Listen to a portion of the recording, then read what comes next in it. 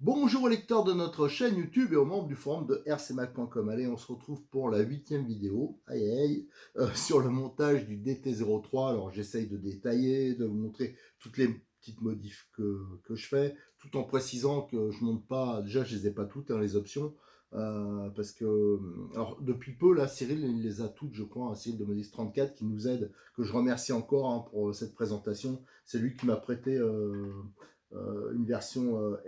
c'est pas vraiment du RTR, hein, parce que la voiture elle existe aussi en montée, assemblée déjà. Donc juste pour vous montrer, hein, voilà.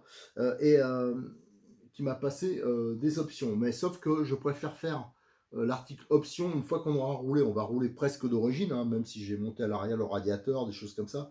Mais on va déjà rouler comme ça et après on fera des vidéos. On va transformer la voiture. On va essayer d'en faire une bête de course parce qu'il paraît que tout le monde me dit que la transmission est hyper solide, tout ça. Donc on pourra un peu monter en moteur. Donc on va pouvoir un peu bidouiller. Alors dans la vidéo précédente, on a monté les amortisseurs. Je crois qu'on a monté le train arrière, hein, on a fini de monter le train arrière. Donc là, celle-là, ce qui va nous rester à faire, c'est le montage des amortisseurs sur le châssis, les supports. Hein, et on va commencer à installer ou finir, on va voir, hein, selon les modifs qu'il y aura à faire, les petites améliorations, tout ce qui est radio et contrôleur. Allez, on s'attaque tout de suite à ces étapes de montage. Les extraits de la notice numéro 26 et 27, c'est le montage des amortisseurs sur leur support et sur la triangulation.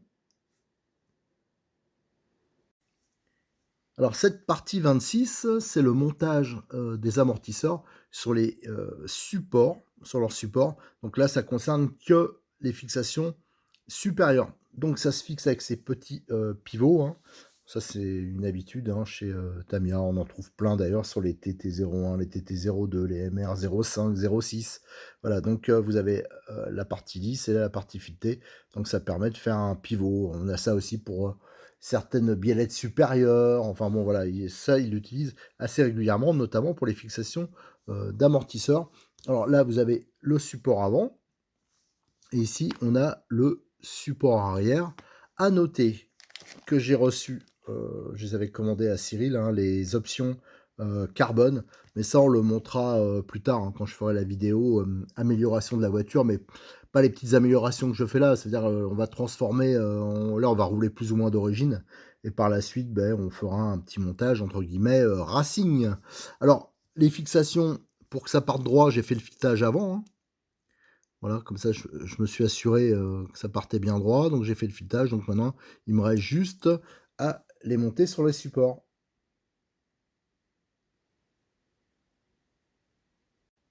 Voilà, le montage est fait. Donc sur les supports avant, le support avant, donc vous voyez, il y a largement de la marge, hein. Ça peut se trimballer un peu.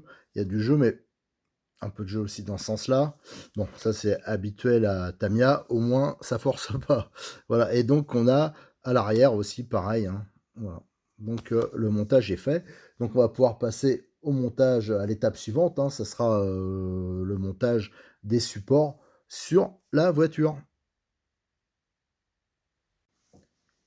Alors l'étape 27, hein, on va donc fixer les supports d'amortisseurs sur le châssis et assurer aussi la fixation inférieure des amortisseurs. Alors si je prends l'exemple de l'avant, les fixations, donc on a les 4 fixations du support ici. Donc ça, je vais faire le filetage comme je fais toujours, je vais l'amorcer avant, hein, pour partir bien droit. Et en bas, on voit, on a 2 points de fixation possibles. Donc de ce côté-là, c'est relativement simple. Et la vis qui va servir à faire la fixation en bas, c'est celle-ci, c'est le même genre que pour la fixation des triangles, hein. C'est-à-dire que la première partie là, enfin la première partie, la partie le plus près de la tête, elle est filetée, donc ça va se visser directement dans le triangle. Et il y aura cette petite entretoise à mettre, hein, entre le support, je pense, non, ça rentre dedans, bon voilà. Il y a la petite entretoise qui est ici, qui fait 4 x 6, voilà.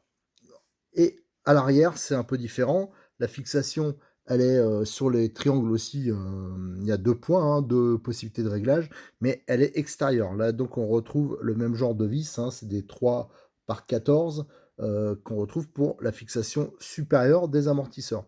Et pour fixer les supports, donc d'origine, c'est des vis 3x10 tête cruciforme. Bon, ben moi, je remplace hein, par ce qu'il y a dans le kit visserie. C'est des 3x10 inoxydables, donc ce sera quand même mieux et en plus plus sympa pour le look. Alors, je vais monter l'ensemble hein, parce qu'il n'y a rien de compliqué. Une fois que ce sera monté, je reviens pour faire la petite conclusion. Alors, j'ai pas monté, hein, mais juste avant, je voulais vous montrer. Regardez, vous avez l'empreinte ici, et ça s'emboîte parfaitement. Regardez, on retrouve la même empreinte sur le support déjà présent sur le châssis hein, qu'on avait déjà fixé. Et regardez, ça s'emboîte parfaitement, donc c'est bien calé. Donc c'est vrai que c'est quand même hyper facile à monter, ça tient bien. Donc voilà, je voulais juste vous montrer ça. C'était la petite remarque sur ce petit détail sur cette étape. Alors, les supports sont montés, les amortisseurs sont fixés, on va pouvoir faire un petit bilan. Alors, vous voyez les petites vis là, tête bombée inox, c'est quand même plus sympa que les cruciformes. Et la fixation, alors eux, ils préconisent sur l'extérieur. Donc là, ce sera la garde au sol minimum. Hein. Si on veut gagner un peu de garde au sol, on pourra ancrer sur ce point-là. À savoir que en haut, il y a un seul point d'ancrage. On voit qu'ils sont bien protégés hein, parce qu'ils sont, ça c'est pas mal, ils sont fixés derrière le support. Hein. Généralement, c'est plutôt devant. Et sur les supports options, pour vous montrer un exemple, là on voit, avec la lumière, là c'est difficile, mais il y a 3 fixations. Ça veut dire par rapport au montage d'origine, il y aura 3 points d'ancrage. Alors ça sera aussi pour avoir ces réglages supplémentaires. Alors une petite caractéristique quand même, c'est regardez. Alors il y a la petite cale en laiton, hein, le petit insert en laiton à mettre.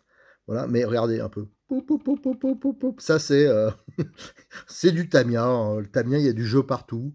C'est comme ça, bah, c'est vrai que ça peut choquer au début, mais on s'y fait, au fin de compte, bon, ça n'empêche pas de fonctionner, ça évite que les pièces soient trop bridées, regardez, ça se traballe un peu partout, mais ça marche très bien, quoi, il n'y a pas de problème, si vous regardez ceux qui ont des camions, enfin, les Tamiya, ça se vend bien, c'est vraiment les voitures, généralement, on se prend pas trop la tête, et dans la RC, c'est quand même important d'avoir des engins qui sont simples et fiables, donc normalement, personne n'en dit du mal hein, du DT03, sauf que j'ai vu là sur les commentaires, il y en a qui ont parlé du sauve-cerveau, du bras de sauve-cerveau, ça on regardera aussi, hein, éventuellement par la suite.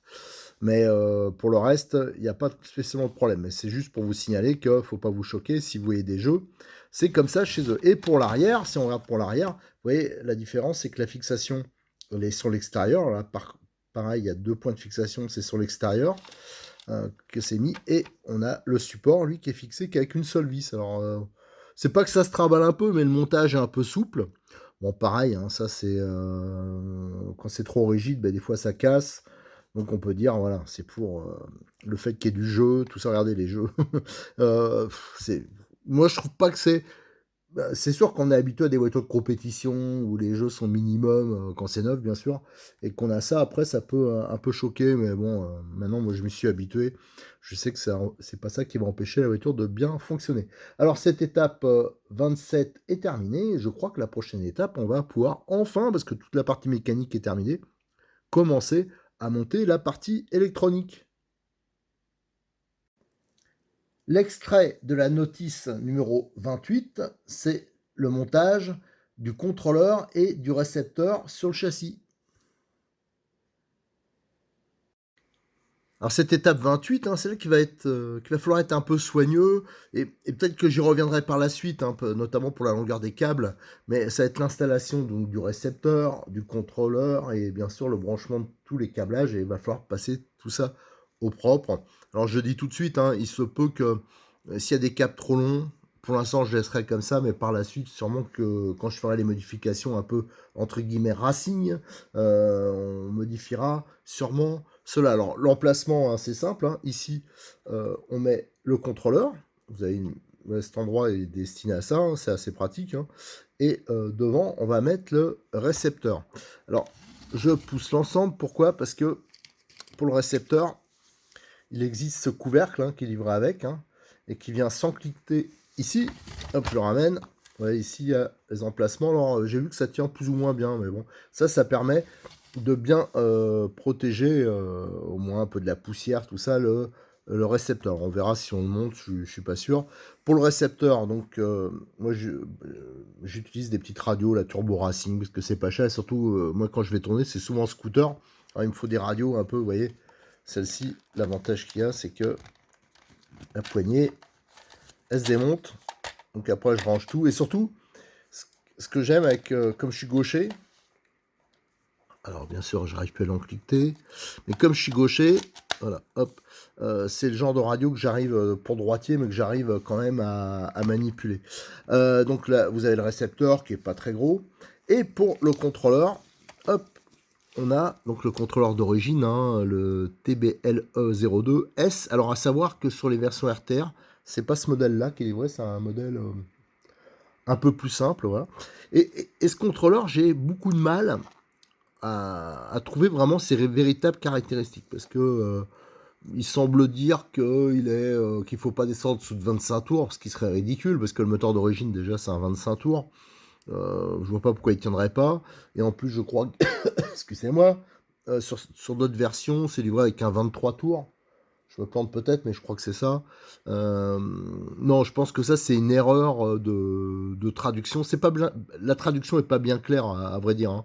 Donc moi, je pense qu'on peut mettre, comme j'ai mis, un 15 tours sans problème. Surtout que ce contrôleur, sa caractéristique, ici, vous avez la prise, là. C'est pour mettre des moteurs de type brushless. C'est pour ça, d'ailleurs, qu'il y a 3 fils. Voilà. Et on en utilise, avec le moteur charbon, on va en utiliser que 2, mais ça veut dire que plus tard, on pourra mettre un moteur brushless. Et moi, je suis quand même intéressé par la suite à faire la modification avec les fameux moteurs bleus là, de chez T2M qui marchent bien et qui sont adaptés. Alors, je vois pas pourquoi ils seraient. Euh, non, moi, je suis sûr que ça tient 15 tours, donc il n'y a pas de problème. On va donc utiliser le contrôleur d'origine, même s'il est un peu gros, un peu encombrant. Alors, il est vrai que moi, j'avais envisagé à un moment de mettre un 1040, un 1060 plutôt, style Hobby-Wing, qui est beaucoup plus compact, hein, si on regarde, regardez, voilà, qui est plus petit. Donc on aurait gagné du poids, il est plus léger, il est simple. Celui-là, je sais qu'il tient sans problème le 15 tours. Mais après, j'étais un peu bloqué au niveau qu'on s'appelle et voilà, passage en brushless, il aurait fallu vraiment changer le contrôleur. Alors c'est un peu embêtant. Donc on va rester avec le contrôleur d'origine. Alors celui-là, c'en est un que j'avais déjà et qui a déjà été modifié pour, regardez, des batteries. Voilà, moi je vais brancher directement sur la batterie. Donc d'origine c'est une prise Tamiya. Prise Tamiya, bon c'est un peu embêtant. Si vous voulez passer en lipo, soit il faudra mettre un adaptateur ou soit passer en prise DIN. Mais là j'en avais un qui était câblé. Alors c'est un peu long, un peu trop long, mais c'est pas grave. Pour l'instant ça ira bien. Et l'avantage c'est voilà, on a des batteries de ce genre-là, hop, et on branche directement dessus. Donc c'est quand même, ça permet d'avoir moins de déperdition, hein, notamment au niveau des prises, hein. Il y a une prise intermédiaire en moins. Et si on met les câbles au plus court, ça fait un montage qui est quand même assez propre. Alors ce que je vais faire en premier, parce qu'il va falloir bien calculer dans quel sens on va le mettre, le contrôleur, dans quel sens on va mettre le récepteur. C'est pas évident, hein, parce qu'on va se retrouver, regardez, notamment le câble de l'interrupteur, il est très long. Donc là, ça va faire des bobinages, des machins, ça va faire des fils qui vont se trimballer, je veux dire. Donc ça va pas être évident. Alors le premier truc qu'on va faire, c'est que en premier, moi, j'avais pas mis l'interrupteur parce que c'est vrai que je pensais vraiment mettre celui-là et l'interrupteur, on pouvait pas le mettre comme ça. C'était pas le même genre de montage. Donc là, pour l'instant, on va revenir au montage de l'interrupteur ici avec sa petite protection en caoutchouc. Alors je vais faire ça, je vais coller les éléments et je reviendrai vers vous hein, pour tout ce qui est passage des câbles. J'en ai profité pour monter l'interrupteur. Hein, donc là, il faudra que je vérifie après que c'est vrai que c'est bien protégé, hein, mais avec le petit caoutchouc, si ça ramène pas l'interrupteur accidentellement sur coupure, ou faut avoir, mais c'est vrai que là, la protection, elle est vraiment pas mal. Je l'ai juste monté, comme je vais vous le montrer, à l'envers hein, de ce qu'ils préconisent, hein, parce que le fil, c'est dans l'autre sens. Moi, je préfère le monter comme ça, parce que le boîtier, en fin de compte, du contrôleur, attendez, c'est pas évident, ça va être monté dans ce sens-là.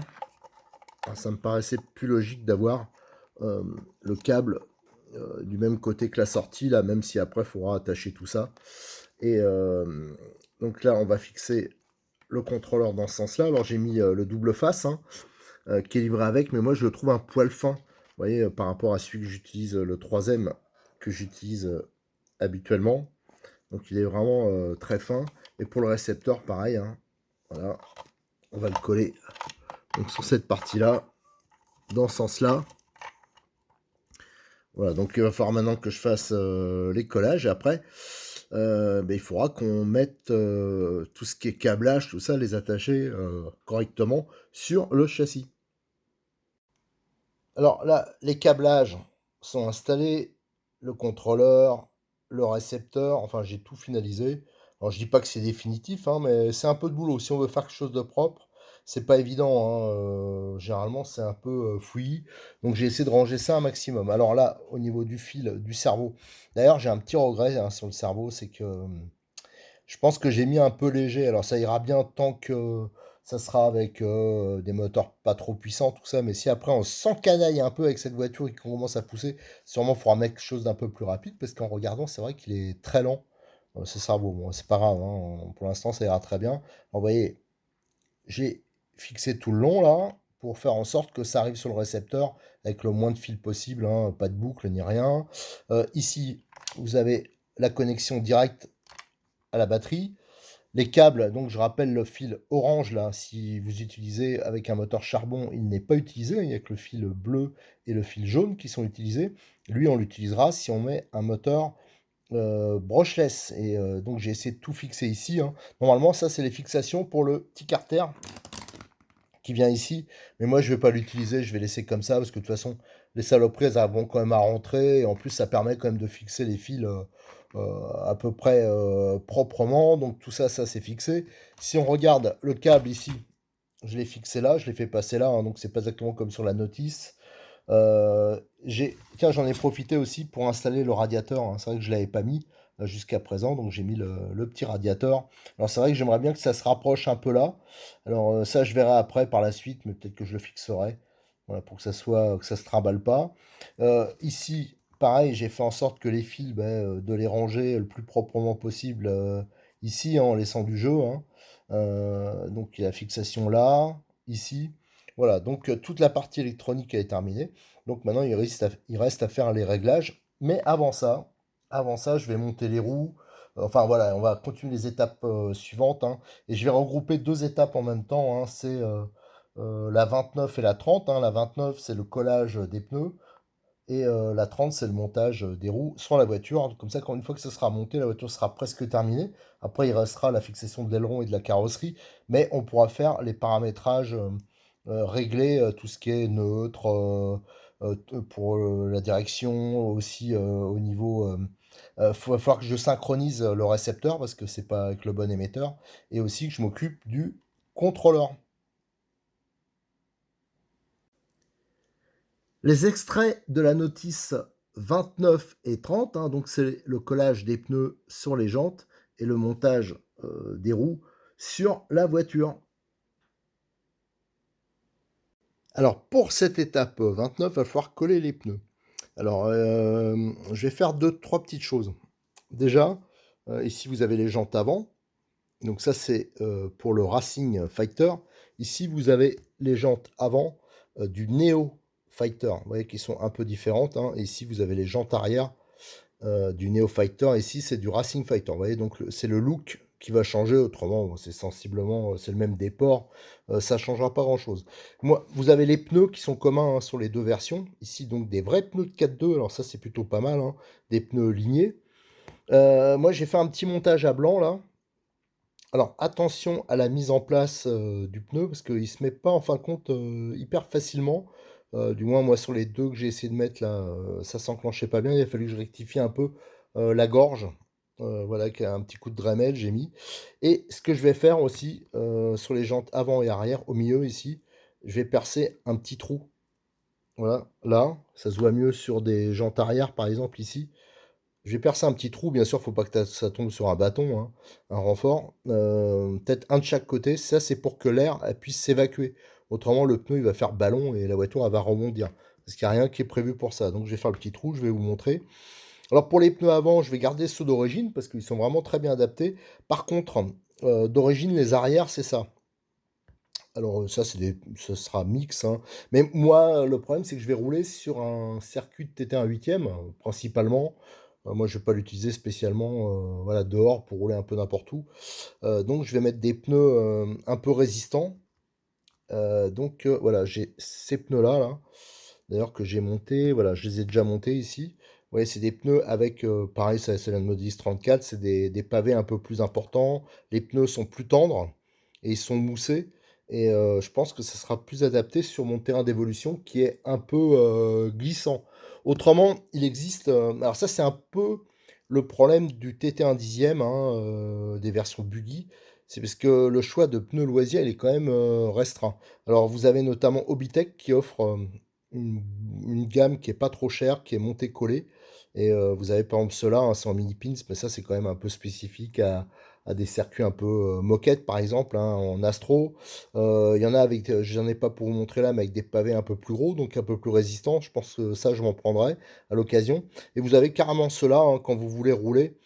Ça c'est de l'Hobbytech, hein, quand vous voulez rouler sur des circuits, ceux-là je les ai déjà testés, ils vont bien hein, quand c'est quand il y a un peu d'adhérence ou alors sur du goudron, tout ça, ça évite de bouffer les pneus. Parce que si vous roulez avec les roues d'origine sur du goudron, par exemple, vous allez vite les massacrer. Idem pour les multipicots qu'on retrouve. Ça, c'est vraiment typique des pneus qu'on retrouve en compétition dans la 90e. Donc, c'est vraiment pas adapté pour le loisir. Alors, je pense que moi, je vais faire un mix. Je vais me monter les avants d'origine et je vais carrément prendre, ceux-là ils sont montés collés, hein, je les ai pris chez Siri, ils sont pas chers.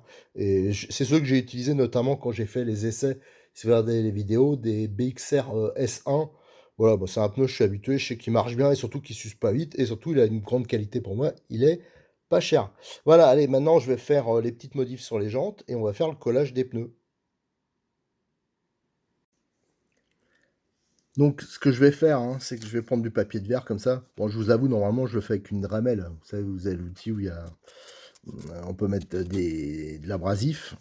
Et normalement, moi, je fous un petit coup ici, un petit coup ici pour le rendre légèrement rugueux. Et là, avec du papier de verre, je ponce légèrement les surfaces qui vont être en contact avec la colle.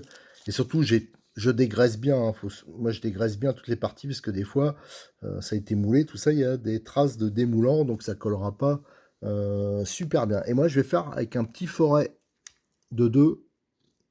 Voilà, je fais attention de ne pas tomber. J'en fais un là et je vais en faire un à l'opposé à peu près. Et là, voilà.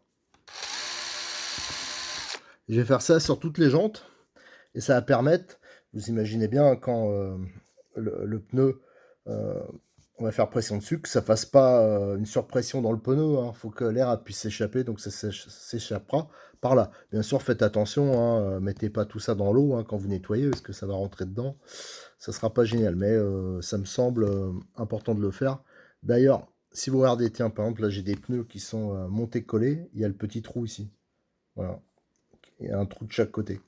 Donc voilà, ça c'est pas d'origine sur les jantes Tamiya, moi je vous conseille de le faire. Après, il faut bien sûr mettre, une fois qu'on a tout dégraissé, il faut mettre le pneu en place, s'assurer que c'est bien dans les gorges, et là il va falloir coller. Et là, j'avoue que il faut une bonne cyano.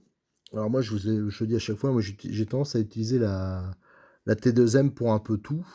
Alors pour des pneus à 8e, ça me gêne pas parce qu'elle elle est disons que c'est une colle. Moi, l'avantage qu'il y a, c'est qu'elle est universelle. Elle me sert pour tout, tous les bricolages que je fais, je m'en sers même pour coller même pour hors modélisme. Hein. Et surtout, elle sèche pas. Voilà. Ça fait un moment que je l'ai ouvert ce bidon. Donc voilà. Alors c'est vrai que pour les pneus, j'ai tendance à plus utiliser de la sismique, voilà, fluide. Mais je vais pas pouvoir le faire. Pourquoi? Parce qu'elle a, regardez, j'avais un tube d'avance là, pourtant je l'avais mis au frigo, tout ça, je l'ai à peine utilisé. Bah, il est mort, quoi. Donc je vais utiliser, même si elle est plus adaptée, la sismique. Quand on n'a pas beaucoup de collage à faire, voilà, autant utiliser quelque chose d'un peu universel, même si ça sera un peu moins propre, parce que bien sûr, ça risque de déborder un peu. Hein. Ça m'embête un peu, mais c'est comme ça. Alors, je vais coller, je vais déjà finir de décaper, dégraisser, et on va coller l'ensemble. Allez, pour les pneus, c'est collé, donc l'arrière, il n'y a rien de spécial. Là, c'était bon. L'avant, par contre, j'ai eu un peu plus de mal. C'est pour ça que ça, regardez, alors la colle, elle a un peu débordé. Et quand elle déborde, ça fait une couleur un peu différente, il va falloir que je frotte. Alors ça, je vous dis, hein, c'est essentiellement dû au fait que j'utilise une colle un peu universelle. Elle a un poil peut-être pas assez fluide, mais bon, moi je continue. Je colle pas souvent des pneus, alors je vais pas acheter une colle, comme j'ai déjà expliqué avant. Si vous achetez une colle spécifique, souvent elle sèche assez vite. Alors bon, c'est pas bien dramatique. Alors je voulais vous montrer juste ça. Ça, c'est les pneus du RTR et je me suis aperçu que, parce que j'ai un RTR ici, hein, je rappelle, hein, enfin RTR hein, déjà assemblé, ça c'est, je remercie encore Cyril, hein, il a toutes les versions. Et vous voyez, les pneus sont un peu différents. Voilà, ils sont même carrément différents. Donc ceux-là, c'est RTR. Et ça, enfin RTR assemblé. Et ça, c'est la version kit. Qu'est-ce qu'il y avait d'autre à voir? Ah, tiens, les petits morceaux de... Je sais pas ce que c'est qui est tombé, tiens, quand je secoue, ça tombe des roues, ça? Bon, je sais pas. Là, vous avez les moyeux pour les roues arrière, hein. Alors, je rappelle que pour les roues avant, les roulements, ils se mettent directement dessus. Par exemple, ici, vous avez les bagues, hein, c'est ceux du RTR. Nous, on va mettre, bien sûr, des roulements, parce qu'on a pris le kit roulement. Vous avez les knee-stop épaulés de 4. Ça, c'est pas mal d'en avoir un peu d'avance, hein. Vous les avez en noir et couleur entre zinguées, quoi, chromées, entre guillemets. Vous avez les petites goupilles d'entraînement pour les moyeux, hein, les moyeux qui existent aussi. Alors, ils sont standards, hein, donc ça va permettre de monter toutes les jantes 1/10 qu'on peut trouver. Et ces moyeux, il existe une option, ça je vous mettrai en photo, en aluminium, je crois. Voilà. Donc allez, maintenant je vais monter les moyeux, les roues sur la voiture, comme ça sera déjà la voiture, la partie mécanique sera terminée. On va pouvoir voir déjà les suspensions, si elles fonctionnent correctement au niveau des battements, au niveau de dureté. Et après, il nous restera vraiment les finitions, notamment la carrosserie. Alors j'ai monté les roues pour régler les suspensions, hein, donc avec les petites cales fournies. Alors, le réglage qui a d'origine, hein, c'est ça l'intérêt un peu, je pense, des vidéos et d'avoir d'autres avis, c'est que le réglage, je m'en doutais un peu, il n'était pas bon devant. Donc notamment le point d'ancrage, hein, je l'ai décalé, je l'ai mis au point le plus près, hein, sur le triangle du châssis. Tout ça pour augmenter la garde au sol, parce qu'autrement d'origine c'était trop faible niveau garde au sol. Au niveau huile, ça me semble pas mal. À l'arrière, là, il y a les suspensions, ça semble pas trop mal. Bien, il faudra que je remette une cale. De toute façon, ça va demander à... Je pense qu'il faudra faire 3-4 packs avant que la suspension elle se libère au niveau des joints d'amortisseur, hein. Comme je vous l'avais dit, c'est un peu bridé au niveau des joints. Donc, il faudra que ça se fasse. Donc, il faudra rejouer avec les cales, hein, refaire les réglages pour pas que la voiture elle frotte par terre, pour pas, voilà, pour avoir une bonne tenue de route. Parce que comme c'est un deux roues motrices, hein, bien sûr, il faut automatiquement avoir des réglages qui sont bons. Alors là, j'ai mis la batterie, hein, ça va être l'étape d'après, je l'ai mis en provisoire, hein, c'était pour avoir le poids, euh, le vrai poids de la voiture, hein, pour régler les suspensions. Les pneus, là, c'est les pneus arrière, donc que j'ai pas monté, hein, pour l'instant, parce que j'ai mis ces pneus-là qui sont un peu plus universels, voilà, qui vont s'user un peu moins vite. Voilà, et comme je les avais, surtout, ils sont montés collés. Je me suis pas embêté, mais après, je testerai, j'en profiterai pour tester sur cette voiture. Et aussi sur, je vais monter un 4x4 Tamiya aussi, les pneus Hobitech, hein, il y a toute une gamme qui me semble intéressante, surtout au niveau rapport qualité-prix. Là, bien sûr, je parle pour le loisir. Allez, comme ça, c'est réglé. Entre-temps, j'ai réglé le contrôleur, j'ai tout réglé. Donc là, tout est bon. La voiture, là, en fin de compte, elle est prête à rouler. Il va nous rester, donc l'étape suivante, ça va être la fixation de la batterie. Donc ça va être court. Et après, il va y avoir l'histoire de l'aileron et de la carrosserie. Là, ça va être un peu plus compliqué. L'extrait de la notice numéro 31, c'est le montage de la batterie et de sa fixation. Alors cette étape 32, hein, c'est la fixation de la batterie. Alors, on va voir que c'est assez ingénieux le système, c'est pas mal. Moi je préfère ça d'ailleurs au système des sangles, hein. Et d'ailleurs l'étape 31, je précise tout de suite, ça va être la dernière qu'on va suivre de la notice, parce qu'après on va partir sur la notice spécifique de la version Racing Fighter, hein. Ça c'est pour tout ce qui est décoration carrosserie, aileron, fixation de l'aileron et fixation de la carrosserie. Mais là on n'en est pas encore là, hein. On est sur la fixation de la batterie. Et on va voir cette fixation, c'est une barrette, hein, qui va se mettre en travers au-dessus de la batterie avec un circlips qui va le maintenir en place, circlips à carrosserie. et on va voir que c'est en forme triangulaire. Ça veut dire que soit on peut le mettre comme ça, donc là, il y aura moins de jeu, ou soit comme ça. Donc ça veut dire que ça va permettre d'ajuster le jeu, hein, parce qu'il y a des batteries qui peuvent être, plus ou moins hautes. Voilà, et aussi si on utilise des NiMH et des LiPo, des fois c'est pas le même encombrement. Donc voilà, ça donne une petite, latitude de réglage. D'ailleurs, on va le voir tout de suite sur la voiture. Alors déjà pour la batterie, hein, moi j'ai des vieilles batteries qui datent de Méthusalem, hein. Quand je vous dis Méthusalem,